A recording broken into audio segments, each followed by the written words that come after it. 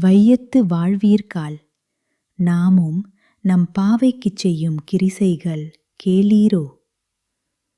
பார்க்கடலுள் பையத்துயின்ற பரமன் அடிபாடி நெய்யுண்ணோம் பாலுண்ணோம். நாட்காலே நீராடி மையிட்டு எழுதோம் மலரிட்டு.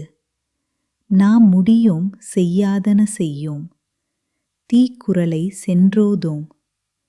ஐயமும் பிச்சையும் ஆந்தனையும் கைகாட்டி உய்யுமா என்றெண்ணி உகந்தேலோர் எம்பாவாய். விளக்கம்.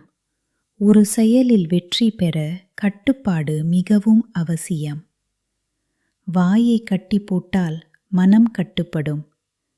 மனம் கட்டுப்பட்டால் கடவுள் கண்ணுக்கு தெரிவான். அதனால்தான் பாவை நோன்பின் போது நெய் பால் முதலியவற்றை தவிர்த்து உடலை காப்பதுடன் தீய சொற்கள் தீய செயல்களை தவிர்த்து மனதை சுத்தமாக்குவதையும் கடமையாக்குகிறாள் ஆண்டாள். இந்த பாடல் 107வது திருப்பதியான திருப்பார்க்கடல் குறித்து பாடப்படுகிறது.